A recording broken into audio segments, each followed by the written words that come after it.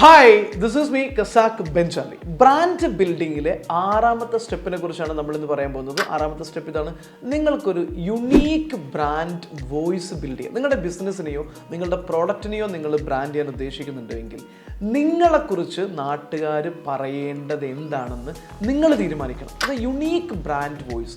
നിങ്ങളുടെ ബിസിനസ്സിലൂടെ, നിങ്ങളുടെ പ്രോഡക്റ്റിലൂടെ, നിങ്ങളുടെ സർവീസിലൂടെയോ നിങ്ങൾ പറയാൻ ഉദ്ദേശിക്കുന്ന വോയിസ് എന്താണ്? ഉദാഹരണത്തിന് ഇപ്പോൾ ഒരു പ്രൊഫഷണൽ യൂസിന് പറ്റിയ സാധനമാണ്, അല്ലെങ്കിൽ ഫോർമലായിട്ട് നിങ്ങൾ ധരിക്കാൻ വേണ്ടിയിട്ടുള്ള സാധനം ഇതാണ്.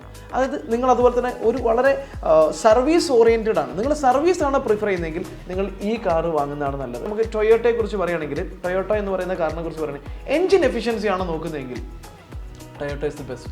ലക്ഷറി ഫീച്ചേഴ്സും കാര്യങ്ങളും നോക്കുകയാണെങ്കിൽ you will have to find another car. ടൊയോട്ടയുടെ ഏറ്റവും പ്രധാനപ്പെട്ട കോർ ഫോക്കസ് എന്ന് പറഞ്ഞാൽ അതിൻ്റെ എൻജിൻ എഫിഷ്യൻസി. അപ്പോൾ എൻജിൻ എഫിഷ്യൻസി ഉള്ള കാറാണോ നോക്കുന്നത്?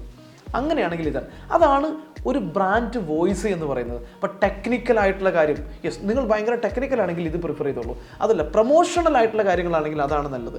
സർവീസ് ഓറിയൻറ്റഡ് ആണോ, ഫോർമൽ ആണോ, പ്രൊഫഷണൽ ആണോ, ഫ്രണ്ട്ലി, അവിടെ നല്ല ഒരു ഫ്രണ്ട്ലി സർവീസ് കിട്ടും. സോ നിങ്ങളുടെ ബ്രാൻഡ് വോയിസ് ഫ്രണ്ട്ലി ആണ്. അപ്പോൾ നിങ്ങൾ എങ്ങനെയാണ് നിങ്ങളുടെ ഓഡിയൻസിനോട് കമ്മ്യൂണിക്കേറ്റ് ചെയ്യാൻ പോകുന്നത്? നിങ്ങളുടെ ബ്രാൻഡ് വോയിസ് എന്താണ്? അവർ നിങ്ങളെക്കുറിച്ച് പറയേണ്ടത് എന്താണ്? അത് നിങ്ങൾ ഡിഫൈൻ ചെയ്തിട്ട് നിങ്ങളുടെ സർവീസിൽ, കൾച്ചറിലെല്ലാം അത് സെറ്റ് ചെയ്യേണ്ടത് അനിവാര്യമാണ്.